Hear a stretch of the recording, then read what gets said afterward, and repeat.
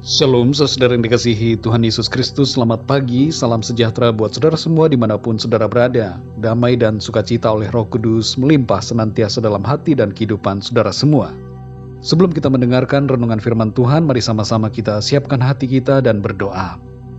Bapa kami yang di sorga, Bapa yang sangat baik, Bapa yang senantiasa mengasihi kami, Bapa di dalam nama Tuhan Yesus Kristus, kami mengucap syukur Tuhan oleh karena pimpinan dan penyertaan-Mu di sepanjang malam hingga pagi hari ini. Kembali kami saat ini ada, kami boleh bangun dengan kekuatan, kesehatan dan berkat Tuhan. Terima kasih untuk segala anugerah-Mu. Saat ini kami mau mendengarkan kebenaran firman-Mu. Berbicaralah kepada setiap kami Tuhan. Tolong kami untuk kami dapat menangkap setiap apa yang menjadi kehendak-Mu bagi kami. Terima kasih ya Tuhan. Dalam nama Tuhan Yesus kami berdoa. Haleluya. Amin.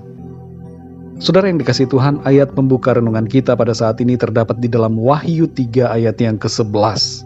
Tertulis demikian, Aku datang segera, peganglah apa yang ada padamu, supaya tidak seorang pun mengambil mahkotamu. Saudara yang dikasihi Tuhan, dalam kitab Wahyu terdapat pesan-pesan kepada 7 jemaat, yaitu jemaat di Efesus, Smyrna, Pergamus, Tiatira, Sardis, Philadelphia, dan Laodikia.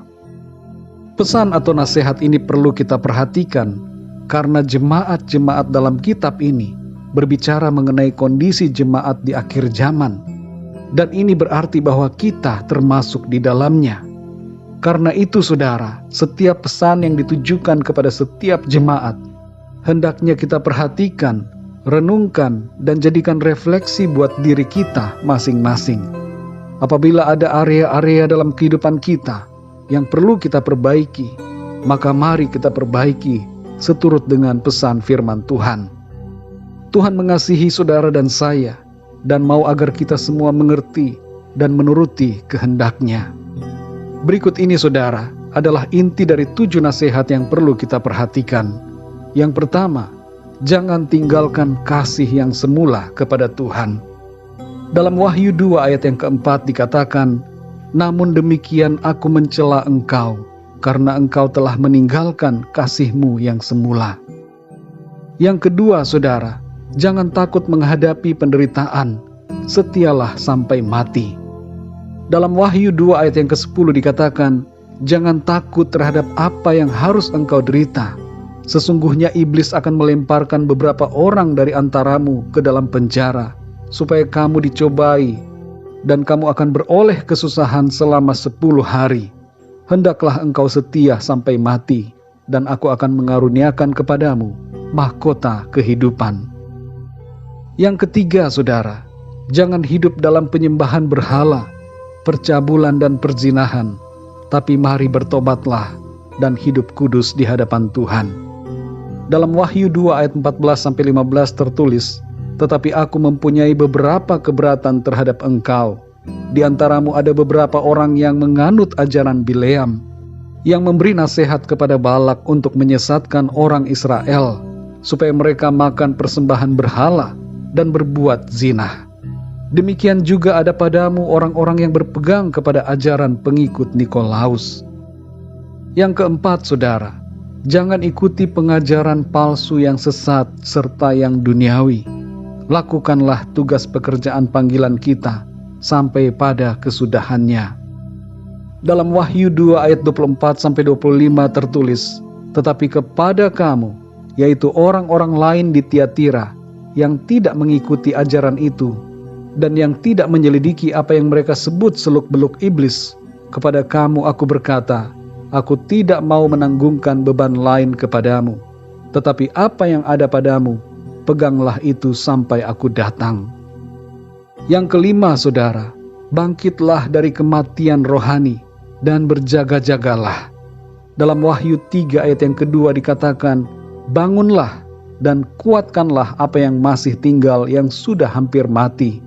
Sebab tidak satupun dari pekerjaanmu aku dapati sempurna di hadapan Allahku. Karena itu ingatlah bagaimana engkau telah menerima dan mendengarnya. Turutilah itu dan bertobatlah.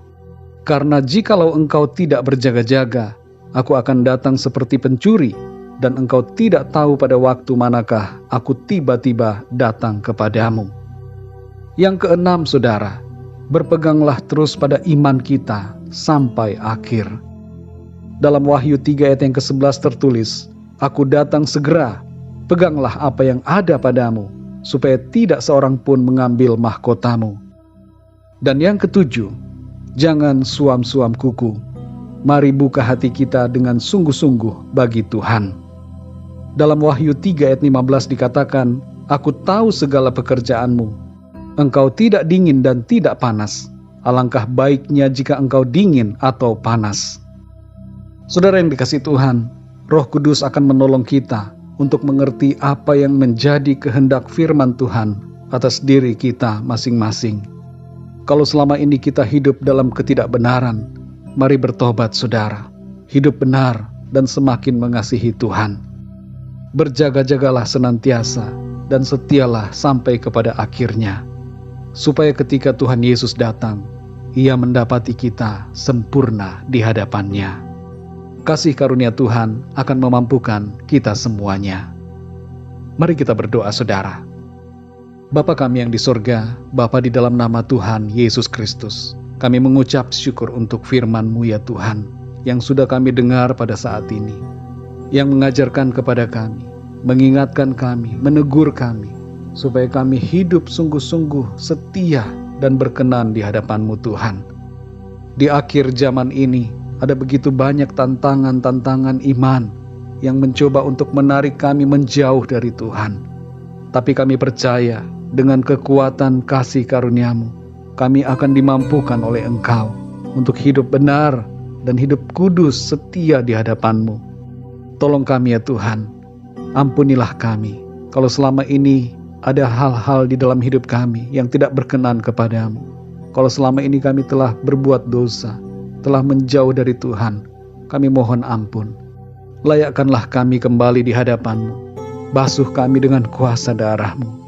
Sucikan kami Tuhan, dan mampukan kami untuk senantiasa hidup kudus dan benar, berkenan di hadapan-Mu Tuhan.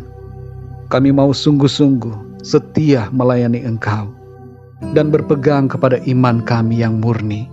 Terima kasih Tuhan, kami bersyukur untuk firman-Mu.